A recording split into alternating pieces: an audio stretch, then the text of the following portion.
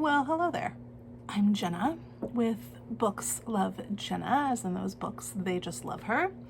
And we are here today to talk about the next two stories in The Things They Carried by Tim O'Brien. Today we're going to talk about Speaking of Courage and Notes. And these two stories go together. You should read them together, back to back, in one go, in one sitting if possible. We start with Speaking of Courage, though. We start with Norman Boker, and we're not in the theater of war. We are in the States. We're in a Chevy truck. We're driving around a lake. We're driving around and around and around a lake on the 4th of July in a small town. We're in Norman Boker's head. We're with Norman Boker. The title, Speaking of Courage, speaking being the operative word, is going to take us back to page 73 for a moment, where Mitchell Sanders is speaking. It says, on the second paragraph of page 73, it says, "Late in the night, Mitchell Sanders touched my shoulder. Just came to me," he whispered. "The moral, I mean. Nobody listens. Nobody hears nothing. Like that colonel, the politicians, and all the civilian types. Your girlfriend, my girlfriend, everybody's sweet little girlfriend. What they need is to go out on LP, listening patrol. The vapors, man, trees and rocks.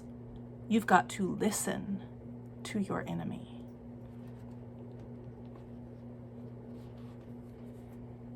Speaking of courage, back on page 131, is mainly about having an experience or having had an experience for which you are being honored, but for which you feel nothing but shame. Shame for the fact that you don't feel like you should be honored. Shame for the fact that of your actions.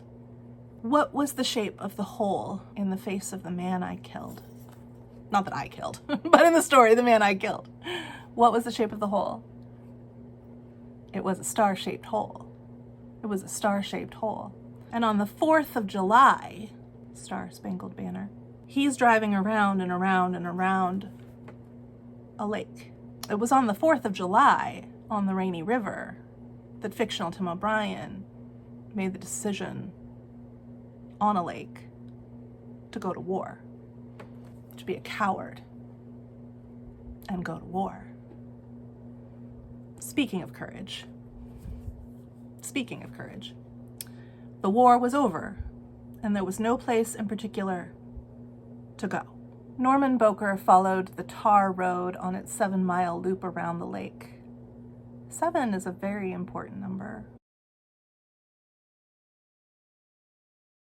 The presence of the number 7, it could, of course, just be a nice number to fall on that is, Emily uses it a significant amount. I believe it is mentioned 28 times, mainly in 2 sections of the book.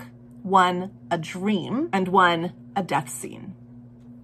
However, Emily was no fool. Although her education was incredibly non-traditional, she read widely. They all did. And myth would have definitely been something that she was familiar with. And the number 7 is associated in mythology with Athena or Minerva, depending on whether you're reading Roman or Greek myth. Same goddess, different names. And these are the goddesses of war, and these are the goddesses of protection of the city. Additionally, she would have very much been aware of the use of the number 7 in the Bible. Forgiveness, it's associated with forgiveness. You forgive 70 times 7, which is an infinite, it's meant to represent an infinite amount of times. You don't stop forgiving, which indicates that there will never be a moment when you are not required to forgive. People will not stop giving you reasons to need to practice forgiveness. There will continuously be harm and pain, and your continuous response is forgiveness. It's also, in Revelation, the sevenfold Holy Spirit. It's a reference to the Holy Spirit, the presence of completion, the presence of wholeness. So, the number 7, forgiveness, protection and war, completion and wholeness. One wonders if Emily was just falling on a plausible number, or if she had a message for us embedded within this story. So there's the number 7. So many 7s. And then we're going to get into the 7s, but we'll come back to this point. And most strangely, the whole last 7 years of my life grew a blank. I forgive what you have done to me. I love my murderer, but yours, how can I? 70 times 7, forgiveness, completion, wholeness.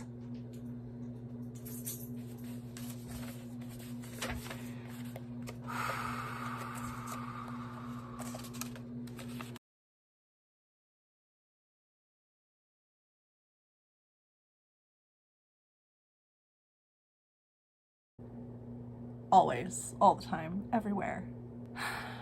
So a 7-mile loop around the lake.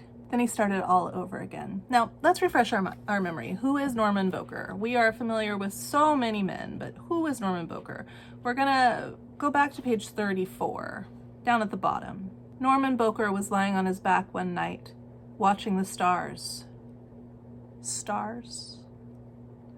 Then whispering to me, "I'll tell you something, O'Brien." Well, on page 70, whatever that was, 73, didn't he just whisper something? "I'll tell you something, O'Brien." And this is the first time that O'Brien mentions himself in his fictional narrative. So, by name. "I'll tell you something, O'Brien. If I could have one wish, anything," what do? You wish upon a star. "If I could have one wish, anything, I'd wish for my dad to write me a letter and say it's okay if I don't win any medals. That's all my old man talks about, nothing else. How he can't wait to see my medals." Speaking of courage, Norman Boker has returned home. He's driving around a lake under the stars on the 4th of July. The man I've killed, that's such a striking statement, which I believe Tim O'Brien borrowed from Thomas Hardy in Thomas Hardy's poem, "The Man I Killed." Thomas Hardy, "The Man I Killed." I'll link it down below. "Had he and I but met by some old ancient inn, we should have sat us down to wet right many a nipperkin.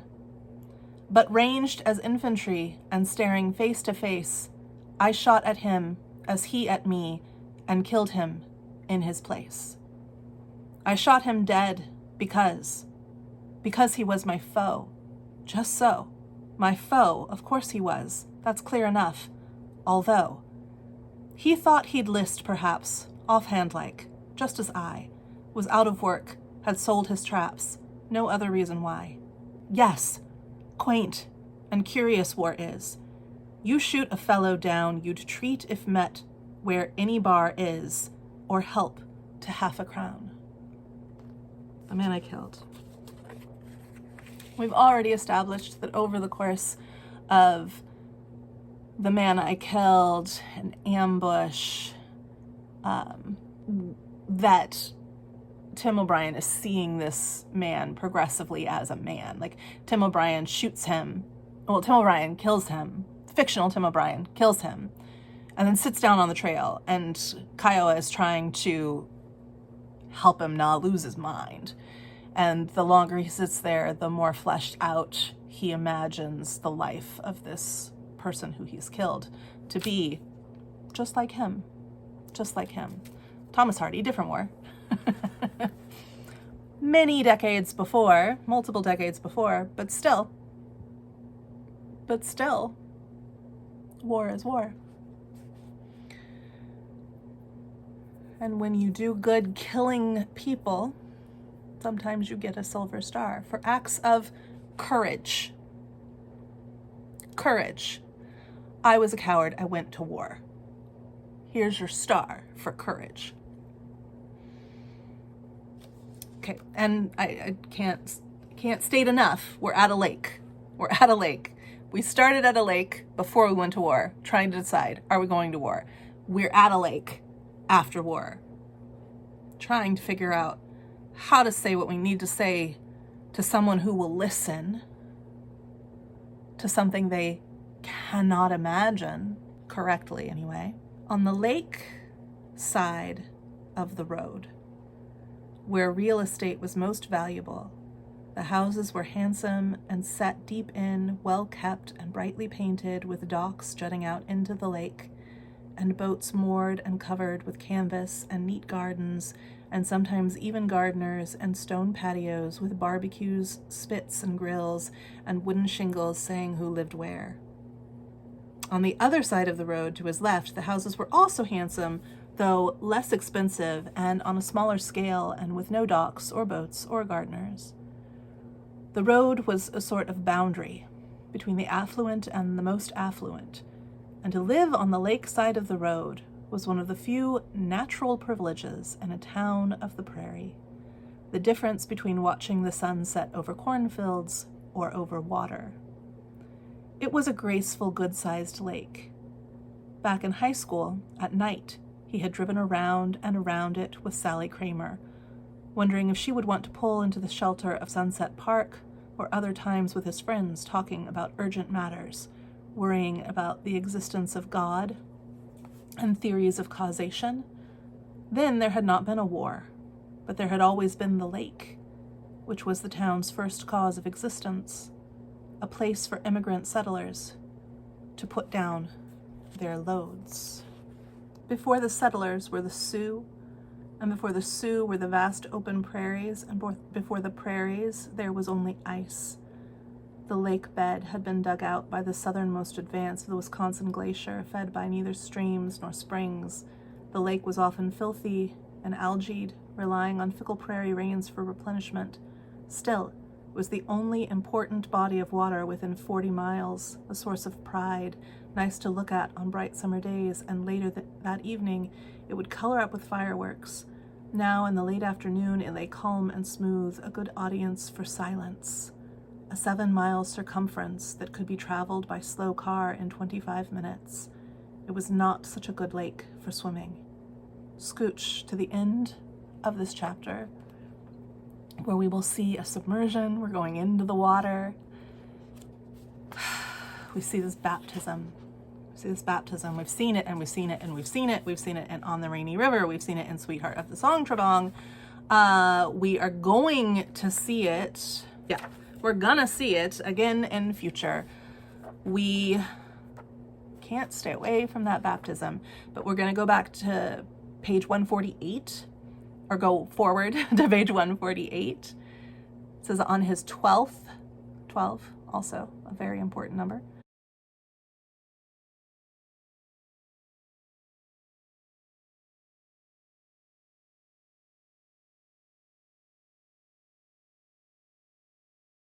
On his 12th revolution, the sky went crazy with color.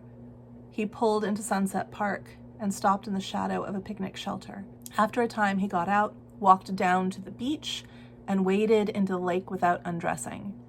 The water felt warm against his skin. He put his head under. He opened his lips very slightly for the taste. Then he stood up and folded his arms and watched the fireworks. For a small town, he decided, it's a pretty good show.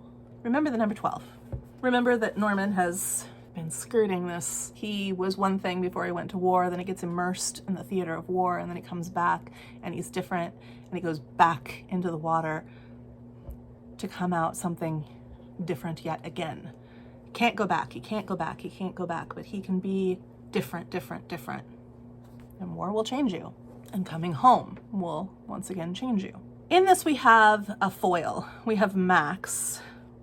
Max is kind of a parallel Max keeps out of the war. Down at the bottom of 132, it says Max had been one who liked to talk about the existence of God. No, I'm not saying that he'd argue against the drone of the engine.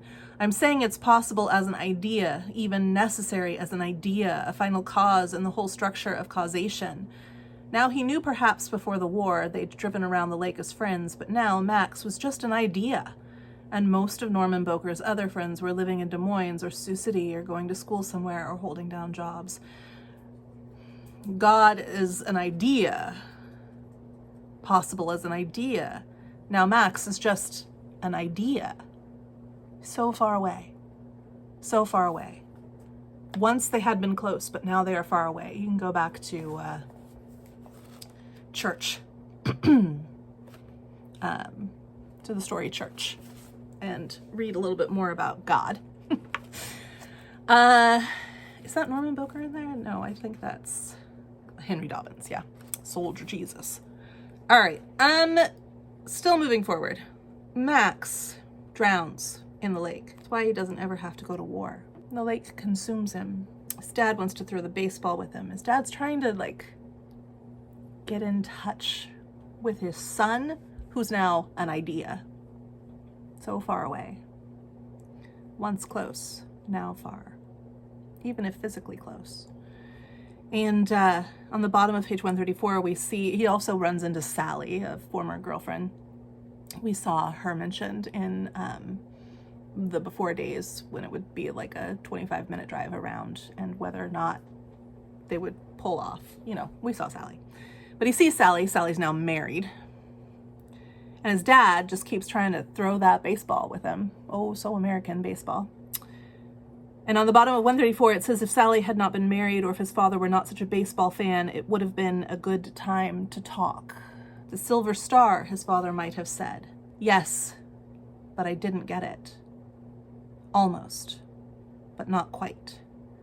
And his father would have nodded, knowing full well that many brave men do not win medals for their bravery and that others win medals for doing nothing. As a starting point, maybe, Norman Boker might then have listed the 7 medals he did win.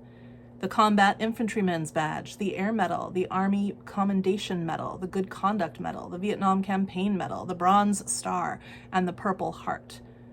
Though his wound was minor, and did not leave a scar, and did not hurt, and never had, he would have explained to his father that none of these decorations was for uncommon valor. They were for common valor, the routine daily stuff, just humping, just enduring. But that was worth something, wasn't it? Yes, it was. Worth plenty. The ribbons looked good on the uniform in his closet, and if his father were to ask, he would have explained what each signified and how he was proud of all of them. Especially the Combat Infantryman's Badge, because it meant he had been there as a real soldier and had done all the things soldiers do, and therefore it wasn't such a big deal that he could not bring himself to be uncommonly brave. And then he would have talked about the medal he did not win, and why he did not win it. And it has to do with the song Trebong. The story has to do with the song Trebong. Now, he wins all these medals for doing all these mundane things, all these common signs of valor, the courage it takes to survive every second of every day. He gets recognized for all of that, but that doesn't mean anything. What he needs to be recognized is uncommon valor, the courage beyond the courage to do something beyond the something that he does every day for survival. And he imagines that his father would ask for the story. So no one asks him about his life in the war. No one talks to him about what he has endured and survived. There's no good entry point. Among these beautiful houses looking over fields and lakes with these people who've never experienced any of it, how do you politely fit that into conversation? How do you go back to living within polite social norms. The social norms of war are entirely different. And Kiowa always wants to talk everything out, but everybody else just kind of really wants to keep it quiet to themselves. It's why Tim O'Brien keeps writing and rewriting and rewriting and rewriting and rewriting his stories. And I hope that at some point he'll be able to say something that somebody hears the way that he means it to be heard. But everybody is just kind of living in their own reality, and that reality does not coincide with Norman Boker or all of the individuals that he represents with their reality. That reality is an idea. It's so far away. But he imagines that his father might, what it would be like if his father might ask, and how he might tell the story, how he might justify how brave he had had to be all the time. And he imagines maybe his father might be proud of that. That's inferred within the text. But that he would explain how it was that he did not get the badge for uncommon valor. And it happens on the song Trebong. You couldn't even sleep. I'm on 136. You couldn't even sleep, he'd tell his father. At night, you'd find a high spot and you'd doze off, but then later you'd wake up because you'd be buried in all that slime, and you'd just sink in and you'd feel it ooze over your body and sort of suck you down. And the whole time there was that constant rain. I mean, it never stopped, never. Baptized into a completely different existence, a completely different person, a completely different way of life. It sucked me in and consumed me. And it wasn't this water, this ice cap water in this lake. It was sludge and slime and grime, and it fell from the sky and it oozed from the ground and it swallowed me. Sounds pretty wet, his father would have said. So what happened? You really want to hear this? Hey, I'm your father. Remember, this is all his imagination. This never happens. Norman Boker smiled. He looked out across the lake and imagined the feel of his tongue against the truth. Please remember Marianne and all the tongues she took. They don't speak. They don't say nothing. They just got ears. Follow it all back. Well, this one night out by the river, I wasn't very brave. I've written, he's at war, how much braver must a teenage boy be? You have 7 medals. Sure, 7, count 'em. You weren't a coward either. 7 is a very important number. And the number 7 is associated in mythology with Athena or Minerva, depending on whether you're reading Roman or Greek myth. Same goddess, different names. And these are the goddesses of war, and these are the goddesses of protection of the city. The number 7 in the Bible. Forgiveness, it's associated with forgiveness. You forgive 70 times 7, which is an infinite, it's meant to represent an infinite amount of times. You don't stop forgiving, which indicates that there will never be a moment when you are not required to forgive. People will not stop giving you reasons to need to practice forgiveness. There will continuously be harm and pain, and your continuous response is forgiveness. It's also, in Revelation, the 7-fold Holy Spirit. It's a reference to the Holy Spirit, the presence of completion, the presence of wholeness. So,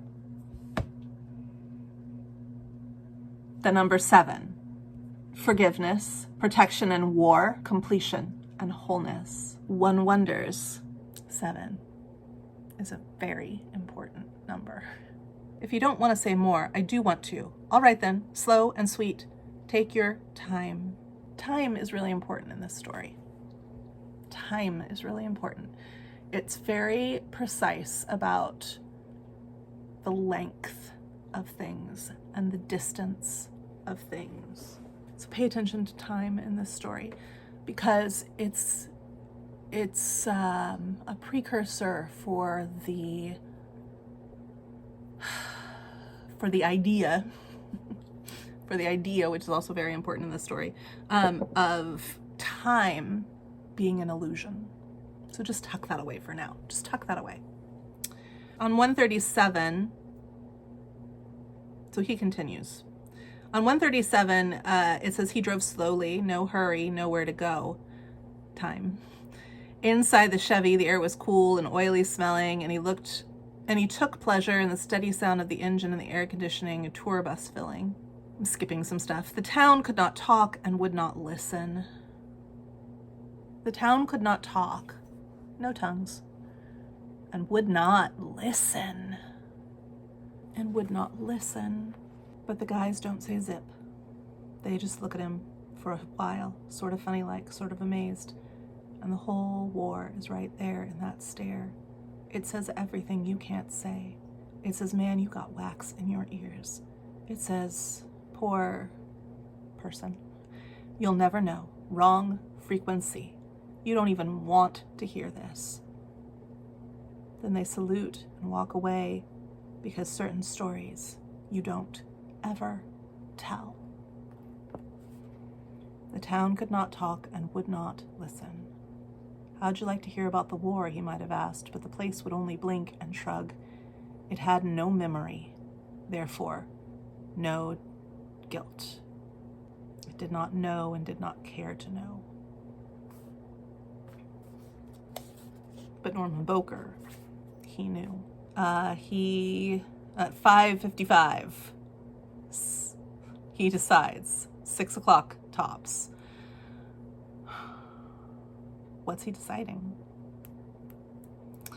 Along an unused railway spur, 4 workmen labored in the shadowy red heat, setting up a platform and steel launchers for the evening fireworks. They were dressed alike in khaki trousers and work shirts. He walks up to them and says, "Want to hear about the Silver Star I almost won?" He whispers it, but none of them look up. Well, see, he would have said. It never stopped raining. The muck was everywhere and you couldn't get away from it. Page 141, how the rain never stopped. How the cold worked into your bones. Sometimes the bravest thing on earth was to sit through the night and feel the cold in your bones. Courage was not a matter of yes or no. Sometimes it came in degrees like the cold. Sometimes you were very brave up to a point, and then beyond that point you were not so brave. In certain situations you could do incredible things. You could advance toward enemy fire, but in other situations, which were not nearly so bad, you had trouble keeping your eyes open. Sometimes, like that night in the field, the difference between courage and cowardice was something small and stupid. In a soft voice without flourishes, he would have told the exact truth. Late in the night, he would have said, "We took some mortar fire." He would have explained how it was still raining and how the clouds were pasted to the field and how the mortar around seemed to come right out of the clouds and everything was black and wet. Some of the men began shooting up flares, red and green and silver flares, all colors, and the rain came down in technicolor, colors like fireworks. And we lose Kiowa in this story. We lose him in a field of muck, of something grosser than muck. He loses him. He's holding on to him, but he loses him. He sacrifices him to save his own life. He wants a bath. He wants to be cleansed of the guilt of the deed. A little water will cleanse us of this deed. Nothing else, a hot soapy bath. 143. He had lost his weapon, but it didn't matter. All he wanted was a bath. Now we're back on the lake. Circling the lake, Boker remembered how his friend Kiowa had disappeared under the waist in the water. "I didn't flip out," he would have said. "I was cool. If things had gone right, if it hadn't been for that smell, I could have won the Silver Star." Not saved Kiowa, but made himself a hero. A good war story, he thought, but it was not a war for war stories. Not for talk of valor, and nobody in town wanted to know about the terrible stink of valor, of war. They wanted good intentions and good deeds. They didn't want to know about the offensive doings of the war. That field is a metaphor for day-to-day actions in the war. They didn't want to know about all the things all the grime and the muck of day-to-day existence and action in the war and inaction in the war. They wanted to know about the shining moments, the bright, shiny, happy firework moments of the war. And the lake, you've got that two sides of the lake. On page 144, you've got two halves of the lake. One in, one's a little bit wealthier than the other, but they're both pretty wealthy, and now you've got one in shadow and one in light. And he tries to order some food at a drive-thru, but he's going through some reverse culture shock. He's going through some PTSD. He's going through a mental breakdown. He's decided 6 at the latest. Six at the latest for what? He's gone around the lake 10 times. We're going for 12 times around the lake. If anybody had asked, page 147, the truth is Norman Boker would have said, I let go. Maybe he was already gone. He wasn't, but maybe. No, I could feel it. He wasn't. Some things you can feel.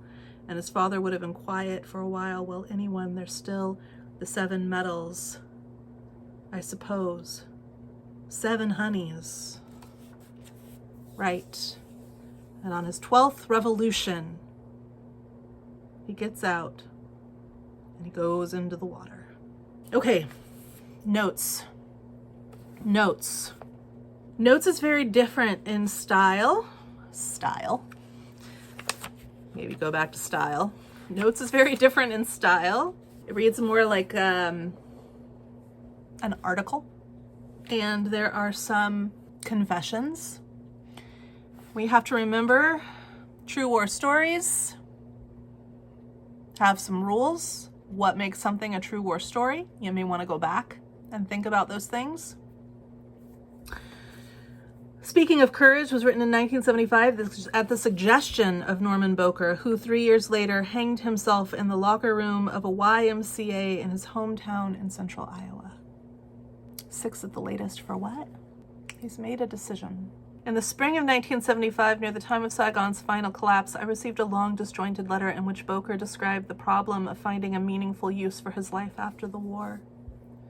He'd worked briefly as an automotive parts salesman, a janitor, a car wash attendant, and a short-order cook at the local A&W fast food franchise. None of these jobs, he said, had lasted more than 10 weeks. He lived with his parents, who supported him and who treated him with kindness and obvious love. At one point, he had enrolled in the junior college in his hometown, but the coursework, he said, seemed too abstract, too distant, with nothing real or tangible at stake, certainly not the stakes of war. He dropped out after 8 months. He spent his mornings in bed. In the afternoons, he played pickup basketball at the Y. And then at night, he drove around the town in his father's car, mostly alone or with a 6-pack of beer, cruising. The thing is, he wrote, there's no place to go. Not just in this lousy little town, in general. My life, I mean. It's almost like I got killed over a nom. Hard to describe. That night when Kiowa got wasted, I sort of sank down into the sewage with him. Feels like I'm still in. The letter covered 17 handwritten pages, its tone jumping from self-pity to anger to irony to guilt to a kind of feigned indifference. He didn't know what to feel. In the middle of the letter, he reproached himself for complaining too much. I felt it coming, and near the end of the letter it came. He explained that he had read my first book, If I Die in a Combat Zone. Now, Tim O'Brien, we have to keep this as fictional Tim O'Brien. This is the same Tim O'Brien who's talking to his daughter. By the way, this daughter doesn't exist in real life. But this book, his first book, If I Die in a Combat Zone, does exist. This is a book that real Tim O'Brien has written.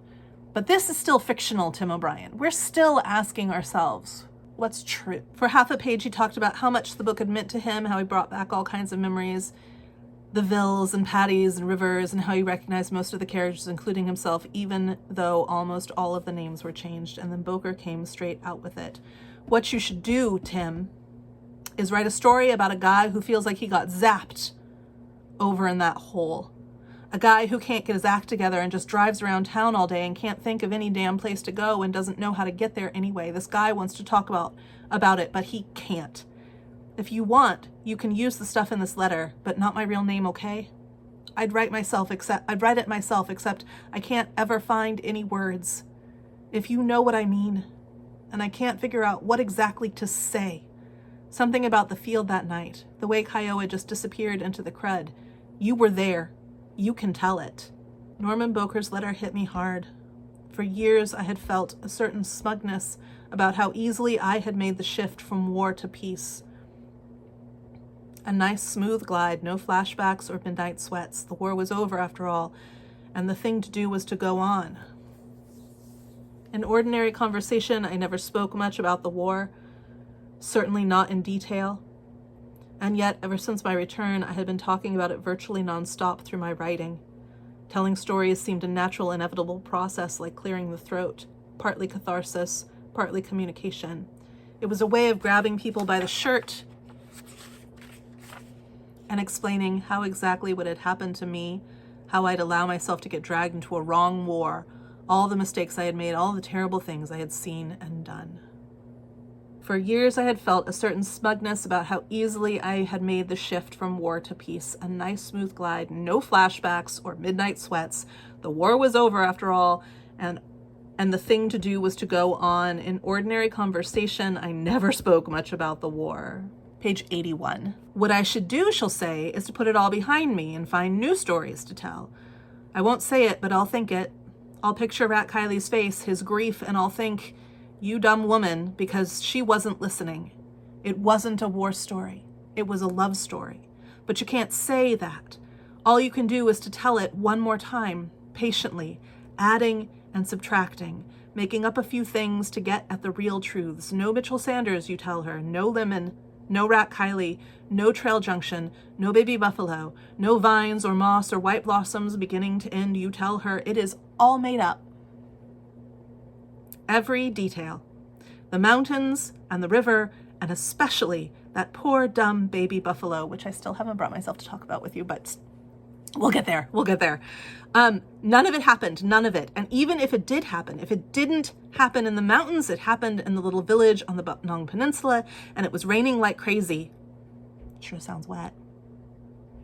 And one night, a guy named Stink Harris woke up screaming with a leech on his tongue, sucking the words right out of his mouth. You can tell a true war story if you just keep on telling it. And in the end, of course, a true war story is never about war. It is about sunlight. It is about the special way that dawn spreads out on a river. Dawn, not sunset. That dawn spreads out on a river when you know you must cross the river and march into the mountains and do things that you are afraid to do.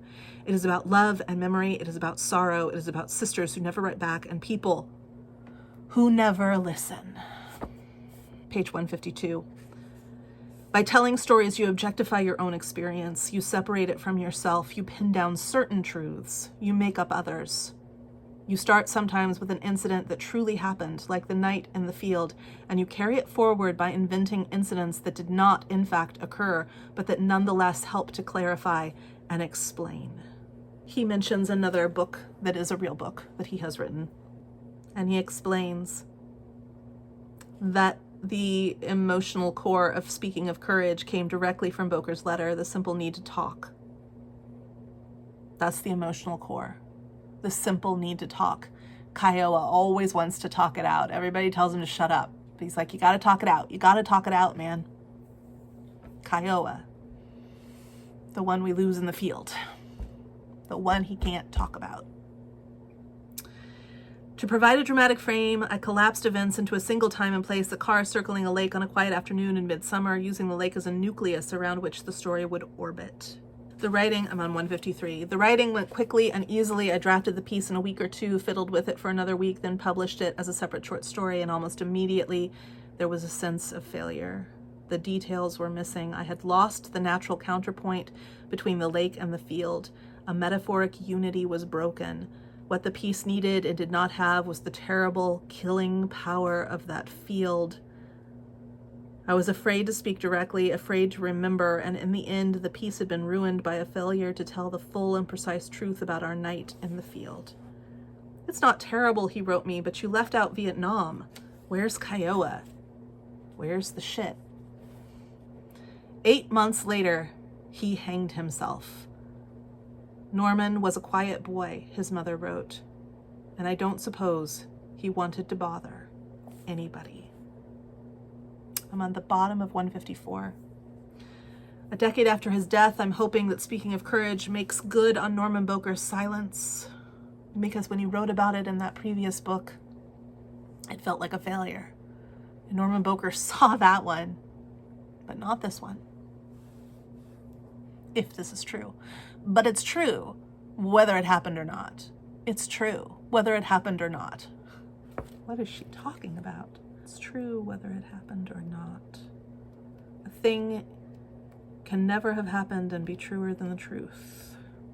Page 80. A thing may happen and be a total lie, and another thing may not happen and be truer than the truth. For example, 4 guys go down a trail.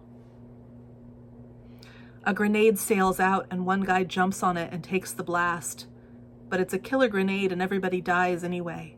And before they die, though, one of the dead guys says, "What'd you do that for?" And the jumper says, "Story of my life, man." And the other guy starts to smile, but he's dead. That's a true story that never happened. I hope it's a better story. Although the old structure remains, the piece has been substantially revised, in some places by severe cutting, and other places by the addition of new material. Norman is back in the story where he belongs, and I don't think he would mind that his real name appears. The central incident, our long night in the field along the Song Trebong, has been restored to the piece. It was hard stuff to write. Kiowa, after all, had been a close friend, and for years I've avoided thinking about his death and my own complicity in it.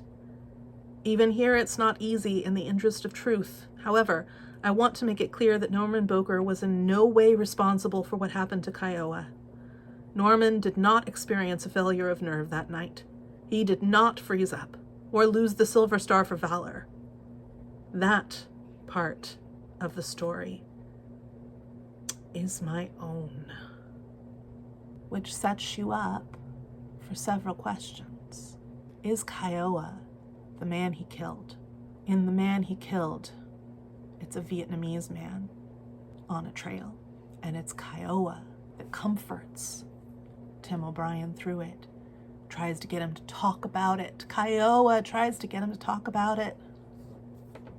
And here, Tim O'Brien says, actually, I killed Kiowa through my fear and my inability to step up in a moment that's stacked on top of a billion other moments, a billion other steps I was stepping up. It should make you ask, is Kiowa the man he killed? It should make you ask, why does he have Norman Boker take that responsibility? It should make you ask, why does Norman Boker ultimately kill himself if he didn't kill Kiowa? What is the weight that he carries? What is he carrying? Kiowa's consumed. It's not baptism. He doesn't come back out. He doesn't come back out. Kiowa remains the same. Kiowa is always Kiowa throughout this story. He doesn't change because Kiowa doesn't come out of the muck. So is the story a true war story? Is Speaking of Courage a true war story? How does this make you feel about all the other stories that things that Tim O'Brien has said thus far? It's a heavy one. It's a heavy one. The next month, we're going to talk about the next 3 stories, and they're long. Well, all 3 together are going to be a little bit longer than we've been reading. But this is so that'll be August. In the Field, Good Form, and Field Trip will be in August. September will be The Ghost Soldiers. October will be Nightlife. November will be The Lives of the Dead. And then I just want to, in December, do just a wrap up of the whole thing. The whole thing. So, In the Field, Good Form, and Field Trip. Lots of fields. Lots of questions to be asked, too. What other questions can you think of? What questions are you asking yourself? And also, truly, tell me, how does it make you feel about the other things that Tim O'Brien has said? Until next month, let's go read.